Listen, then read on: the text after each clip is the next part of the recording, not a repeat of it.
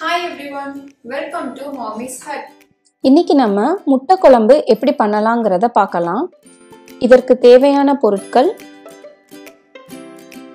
அரைப்பதற்கு தேவையான பொருட்கள்,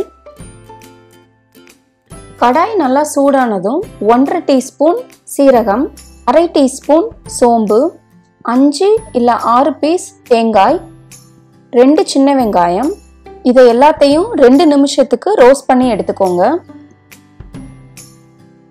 8 இல்லனா 10 வரமிளகாய், இதையும் சேர்த்து வறுத்து எடுத்துக்கலாம். இப்போ ஸ்டவ்வை ஆஃப் பண்ணிடலாம். இது நல்லா ஆறுன அப்புறமா அரைச்சி எடுத்துக்கலாம்.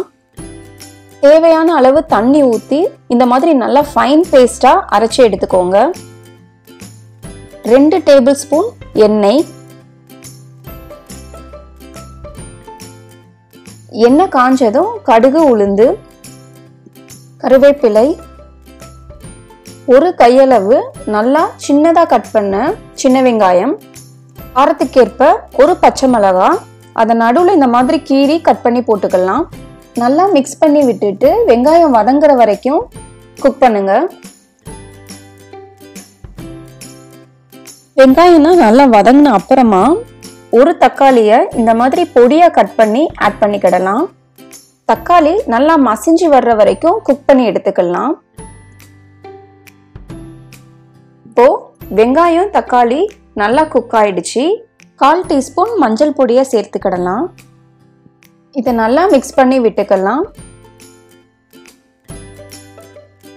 இப்போ அரைச்சி வச்சிருந்த விழுதை நம்ம இதில் ஆட் பண்ணிக்கிடலாம்.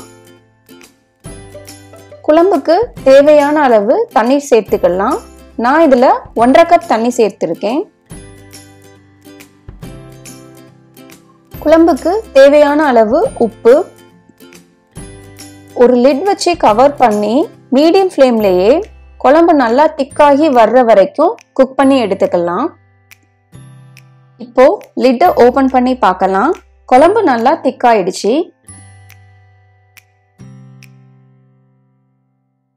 இப்போ பாயில் பண்ணி வச்சிருந்த 4 முட்டையை இதில் ஆட் பண்ணிடலாம். 5 நிமிஷத்துக்கு நல்லா எண்ணெய் தெளிஞ்சு வர்ற வரைக்கும் சிம்ல வச்சு குக் பண்ணிக்கிடலாம். மல்லி இலையை தூவி ஒரு 2 நிமிஷத்துக்கு எண்ணெய் தெளிஞ்சு வர்ற வரைக்கும் வெயிட் பண்ணலாம். நல்லா எண்ணெய் தெளிஞ்சு வந்துருச்சு. இப்போ ஸ்டவ்வை ஆஃப் பண்ணிடலாம். ரொம்பவும் டேஸ்டியான முட்டை குழம்பு நமக்கு ரெடி ஆயிடுச்சு. உங்களுக்கு இந்த ரெசிபி ரொம்ப பிடிச்சிருந்ததுன்னா மறக்காம மாமிஸ் ஹட்க்கு லைக் பண்ணுங்க, ஷேர் பண்ணுங்க, சப்ஸ்கிரைப் பண்ணுங்க.